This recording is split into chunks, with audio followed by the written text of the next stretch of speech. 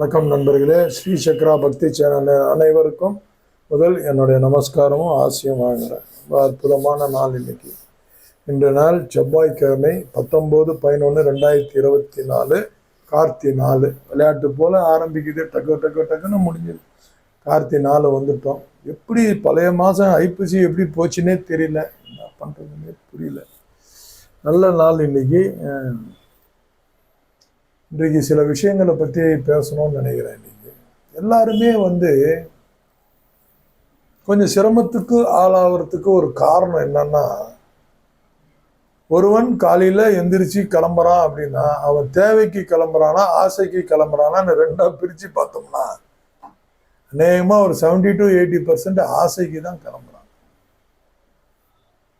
என்பதிலே ஒன்று நல்லா புரிஞ்சுக்கணும். தேவைகள் அனைத்தும் பூர்த்தி செய்யப்படுகிறது இறைவனால். சாதாரண ஒரு யாசகம் எடுக்கிறவராக கூட இருக்கட்டும், அவருக்கும் அந்த தேவை பூர்த்தி ஆகுறதுனால தான் உயிரோடு இருக்காரு. இல்லையா? யாசகம் எடுக்கிறோம், சின்ன குழந்தையிலேருந்து பார்ப்பீங்க, அப்படியே பார்ப்பீங்க, வயசாக யாசகம் எடுத்துட்டு இருப்பார். அப்போது யாசகத்திலேயே அவரோட தேவைகள்லாம் பூர்த்தி அடைஞ்சிருக்கு. அவரும் திருமணம் பண்ணியிருப்பார், எல்லாம் பண்ணியிருப்பார், குழந்தைங்களுக்கு எல்லாம் செஞ்சுருப்பார் யாசகத்திலே.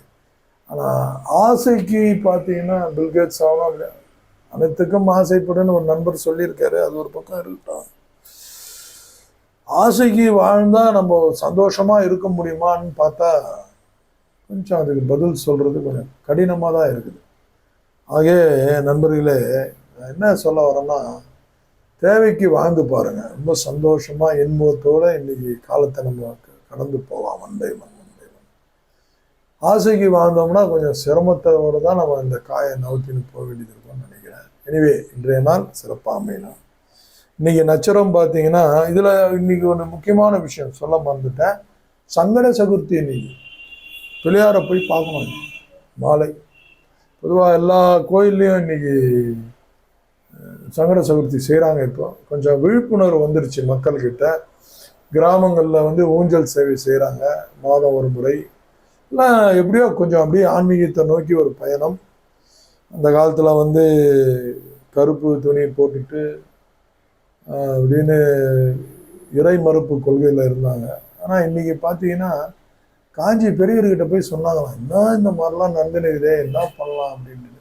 இது காலத்தின் கட்டாயம், அமைதியாக இருங்க அப்படின்னாங்க. அதே காஞ்சி பெரியவர்கிட்ட போய் சொன்னாங்க. ஒரு 20-25 வருஷம் கழிச்சு கருப்பு ட்ரெஸ்ஸு போட்டு நான் ஐயப்பனை போய் அத்தனை பேர் போய் பார்த்தேன். எப்படி டேர்ன் ஆச்சு பாருங்கள், லைஃப் எப்படி டேர்ன் ஆகுது அப்படின்றது பார்க்கலாம். எனவே இன்றைக்கி சங்கட சதுர்த்தி எல்லா கோயில்லையும், சின்ன கோயிலில் கூட செய்கிறாங்க. போய் விநாயகருக்கு முக்கியமாக ஒரு விஷயம் விபூதி எடுத்துன்னு போய் கொடுங்க, ரொம்ப அற்புதமாக இருக்கும். இந்த நட்சத்திரம் ஆதிரை திருவாதிரை, 2 நட்சத்திரத்துக்கு தான் முன்னாடி திரு போட்டிருக்காங்க. ஒன்று திருவாதிரை, திரு ஓணம். சிறப்பான நட்சத்திரம் ரெண்டு. ஒன்று பெருமாளுக்குரியது, ஒன்று ராகு பகவானுக்குரியது. சில ஊருக்கெல்லாம் பார்ப்பீங்க திரு முன்னாடி வரும். அண்ணாமலை தான் அந்த ஊருக்கு பேர். திரு போட்டு திருவண்ணாமலை, திருப்பார்கடல். அந்த திரு அந்த மதிப்பு கொடுக்குறாங்க. அதில் நம்ம ஐடென்டிஃபை பண்ணிக்கணும். இது ஏதோ ஒரு புண்ணியஸ்தலம், இது ஏதோ ஒரு விஷயம் இருக்குது இந்த ஊரில். அந்த திருன்னு முன்னாடி வந்தாவே நீங்கள் கேர்ஃபுல் ஆகிடணும். காரில் போகும்போதோ பஸ்ஸில் போகும்போதோ வழியில் எங்கன்னா திருப்பார்கடல் அந்த மாதிரி திரு போட்டு ஒரு ஊர் பேர் வந்துச்சுன்னா இறைவனை நினச்சி நமஸ்காரம் பண்ணிக்கணும், பஞ்சபூதங்களை நினச்சி. சரி, ஓகே. இப்போ அடுத்து சந்திராசிரமம் பார்த்தீங்கன்னா இன்றைக்கி அனுஷம் கேட்டை. அனுஷம் ஆல்ரெடி முடிஞ்சு போச்சு, கேட்டை ரன்னிங்கில் இருக்குது. அவங்க 2 பேர் கொஞ்சம் விருச்சிக ராசி நேயர்கள் கேர்ஃபுல்லாக இருக்கணும். நட்சத்திர பிரகாரம் பார்த்தீங்கன்னா அனுஷம் கேட்டை. சரி, ராசி பலன் வருவோம். மேஷ ராசி நேயர்கள். இன்றைக்கி மேஷ ராசி நேயர்கள்லாம் சூப்பர், நல்லா இருக்குது. மன நிறைவாக இன்றைக்கி பணிகள் முடிஞ்சு சந்தோஷமாக வீட்டுக்கு போவாங்க. ரிஷபராசி நேயர்கள் ஆதாயத்தோடு இன்றைக்கி போவாங்க, சந்தோஷமாக போவாங்க. இன்றைக்கி மிதுன ராசி நேயர்கள் நல்ல கான்ஃபிடென்ட்டு, நன்மை நிறைந்த ஒரு நாள் இன்னைக்கு. எல்லாருமே அவங்கள எல்லாமே பாசிட்டிவ் திங்கிங்கோட எல்லாமே நீ 3000 ரூபாய் சந்தோஷமாக வீட்டுக்கு போவாங்க. கடகராசி நேயர்களே, காலையில் சொல்லிட்டு வந்தோம்னா ஈவினிங் கூட்டும் போகிறேன்னு செலவு பண்ணுங்க. நீ சுப செலவா மாத்துங்க, தண்டம் பண்ணாதீங்க. அதான் அது செலவு சில நேரத்துல 7 நாட்டு சனி வரும்போது சுப விரயம்னு சொல்லுவாங்க. ஒரு மகளுக்கு திருமணம் பண்றது, ஒரு வீடு கட்டிடுறது, ஒரு 10 லட்சம் சில பேர் இதெல்லாம் உஷாரா இருந்து இதெல்லாம் பண்ணாம இருந்தாலும் ஹாஸ்பிட்டலுக்கு போய் செலவாகும். தண்ட செலவு, தண்டம். அப்போ தினராசியில ஒரே நாள்ல நமக்கு 5 லட்சம் 10 லட்சம்லாம் செலவாக போறது இல்லை. அன்னைக்கு ஏதோ சின்ன ஒரு ஏதோ ஒரு முனையில மடக்கி ஒரு 300 ரூபாய் 400 ரூபாய் ஃபைன் போடுறது, இந்த மாதிரிலாம் மாட்டியும் சொல்லிட்டு வந்தீங்கன்னா அந்த செலவு பண்ணிடுங்க, நல்லா இருக்கும்.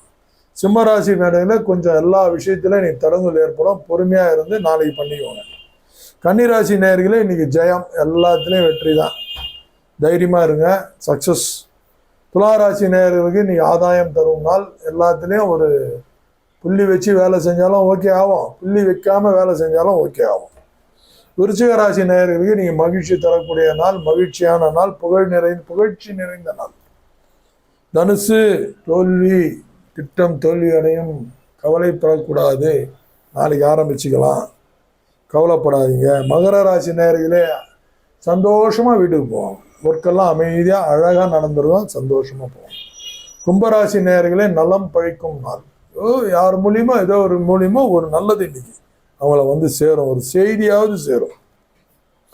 மீனராசி நேயர்களுக்கு பார்த்தீங்கன்னா இன்னைக்கு உற்சாகம் நிறைந்த நாள், ரொம்ப சந்தோஷம், சம்பாதிக்கிறோம் சம்பாதிக்கல ரெண்டு, ஹாப்பினஸா இருக்கிறோமா, உற்சாகத்தோட இருக்கும், அதுதான் பெரிய விஷயம்.